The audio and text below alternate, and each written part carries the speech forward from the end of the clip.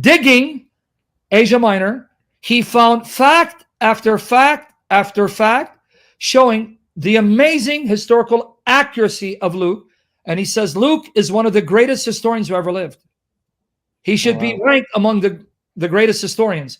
Because of his accuracy, he became a Christian. Oh, wow. What's his name? William Ramsey?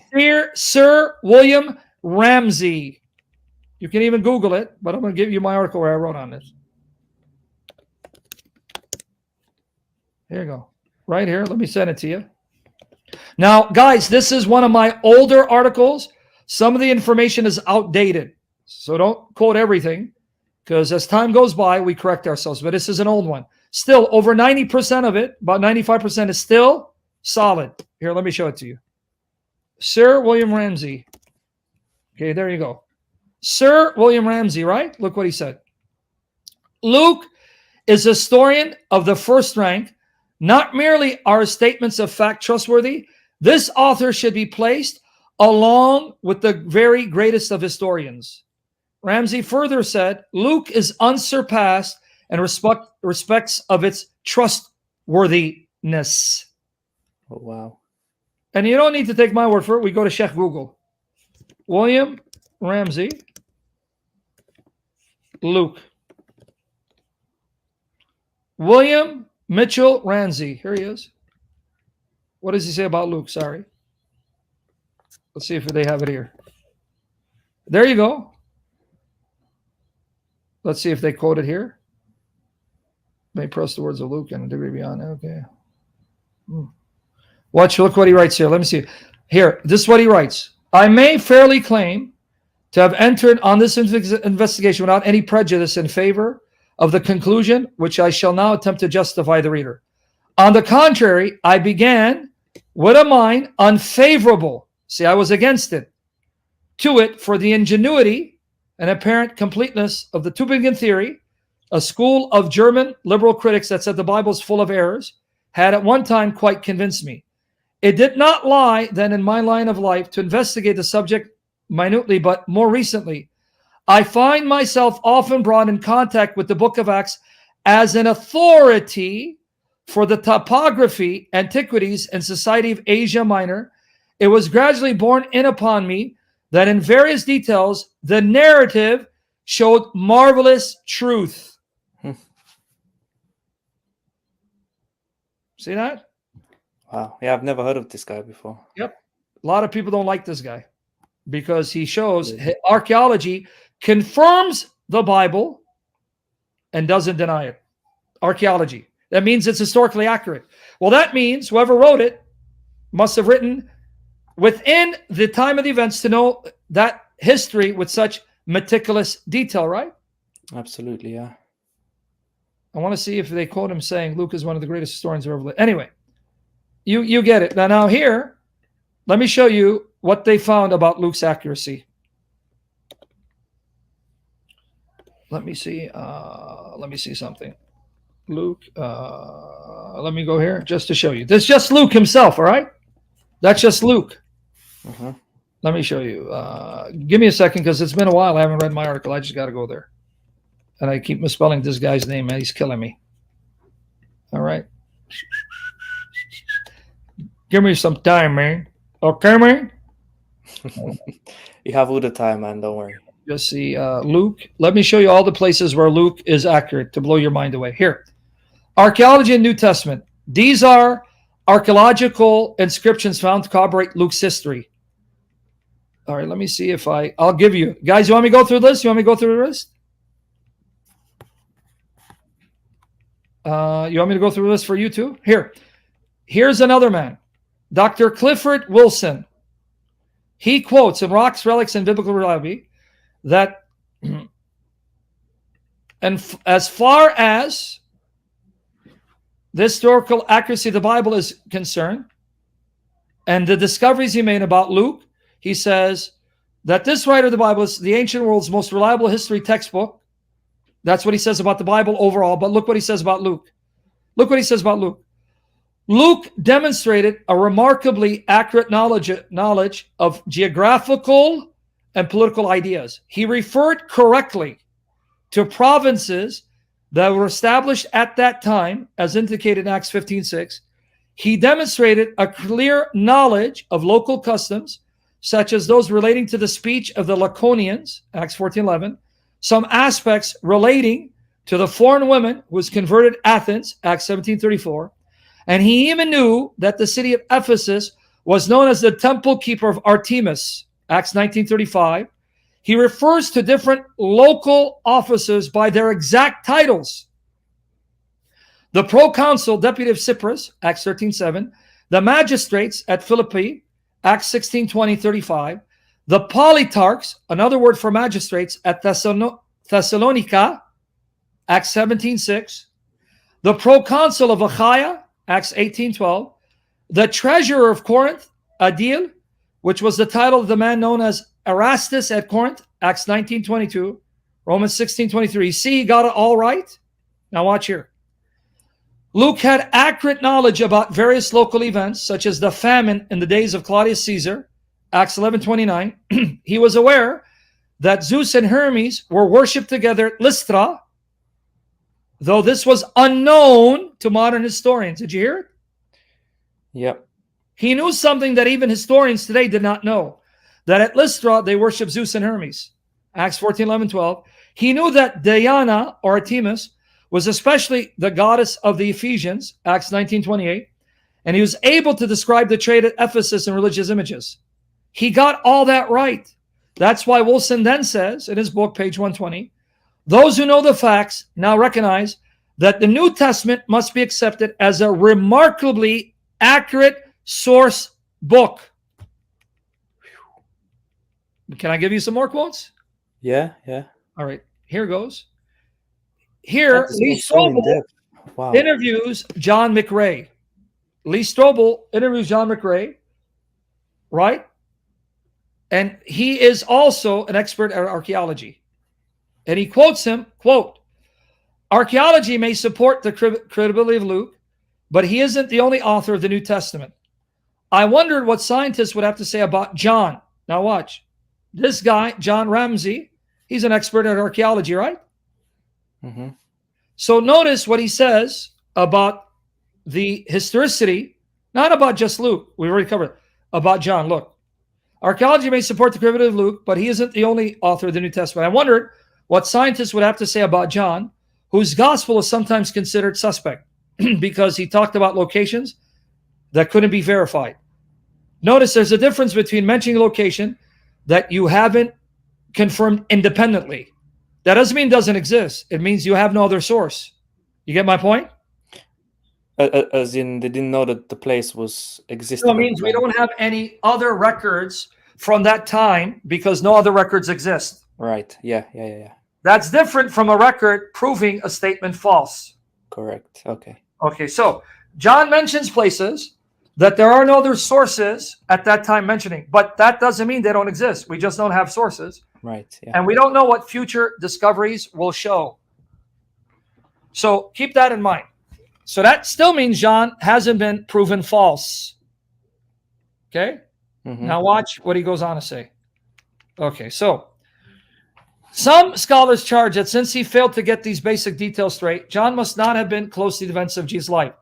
That conclusion, however, has been turned upside down in recent years, guys. Did you know that? They found the pool of Siloam, and they found Solomon's colonnade with 5 porticos, exactly like John said. Here, watch. Quote, there have been several discoveries that have shown John to be very accurate. McRae pointed out. For example, John 5:1-15 records how Jesus healed an invalid by the pool of Bethesda. John provides the detail that the pool had 5 porticos.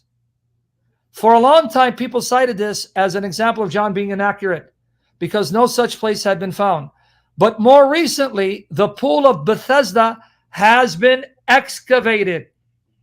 It lies maybe 40 feet below ground, and sure enough, there were 5 porticos, which means colonnaded porches or walkways, exactly as John described. And you have other discoveries. The pool of Siloam from John 9:7. They even found Jacob's well, mentioned in John 4:12. The probable location of the stone pavement near Jaffa Gate, where Jesus appeared before Pilate, even Pilate's own identity, they found inscription mentioning Pilate, all of which have lent historical credibility to John's gospel. So this challenges the allegation that the Gospel of John was written so long after Jesus that it can't possibly be accurate, I said. Most definitely, he replied. Now, let me ask you and everyone else a question. Here's the link, guys, to the article. Why don't atheists, skeptics mention the overwhelming, massive historical, archaeological confirmation of the Bible, especially the New Testament?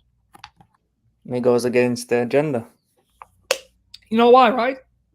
Because what does that tell you?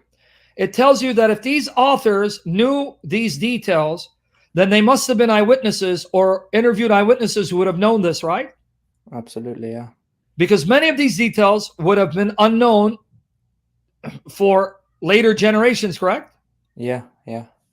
Because, for example, the colonnade and the Sulam, when the temple was destroyed in 70 AD, it was buried in debris. That means after 70 AD, when the temple was destroyed, you would not be able to find these sites. And yet John knew where they were. Wow. John knew where they were. After 70 AD, temple destroyed, this was all buried in debris. You would not be able to find them. That's why it was only found in the 20th century due to archaeological digging. But he knew about this. Now, let me give you all the things that Luke got right. Here you go. You ready? And then Yep. I hope you got your answer. I don't know. I did, yeah. More Not than only- an answer. Other New Testament writers got right. Here it is. All of it in this article. Luke refers to Licentius as being the tetrarch of Abilene at the beginning of John the Baptist's ministry around 27 AD. Luke 3:1. Historians accuse Luke of being in error, noting that the only Licentius known was the one killed in 36 BC. Now, however, guys, watch.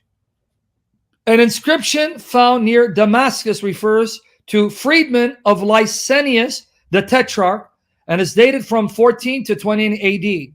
Luke was right. Here's another one. Not only Luke, but the others. Paul, writing to the Romans, speaks of the city treasurer Erastus, Romans 16:23.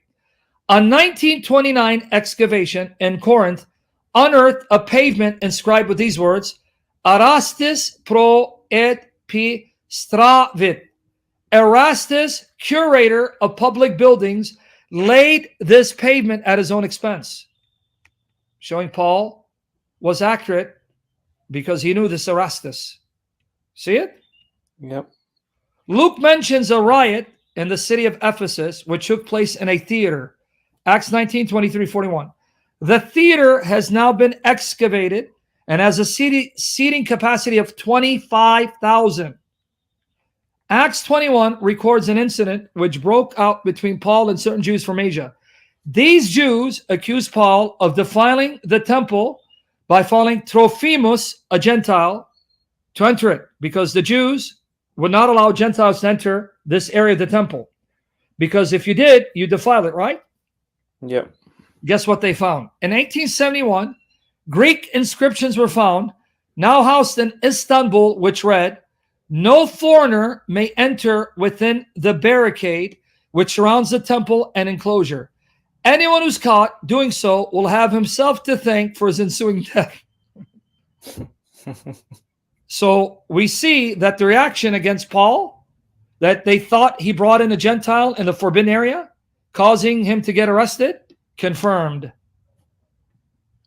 Luke addresses Gallio with the title proconsul, Acts 18:12.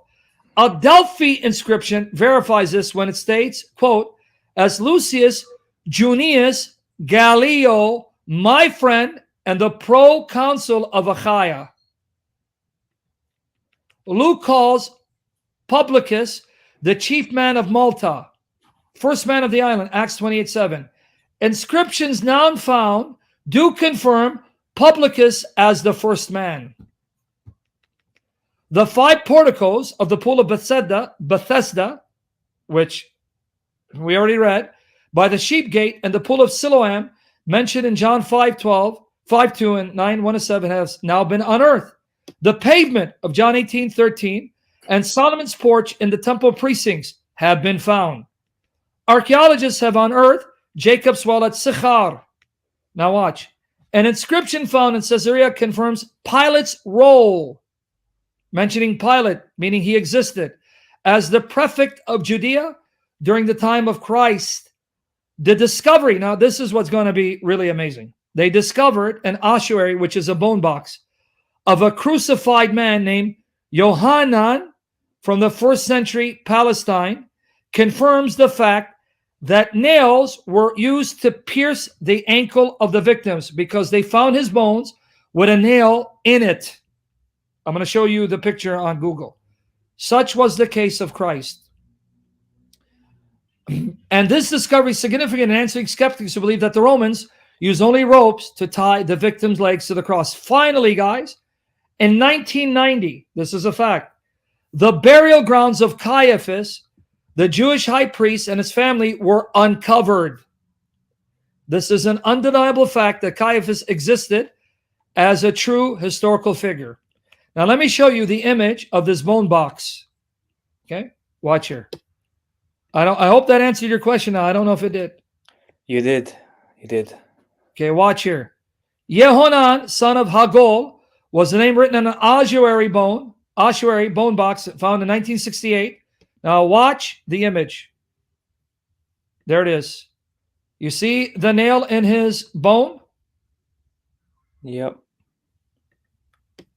That's Will on you the see it side, there? is it? Okay, yeah. See it? Yep. Confirming that the Romans would drive nails in hands and feet.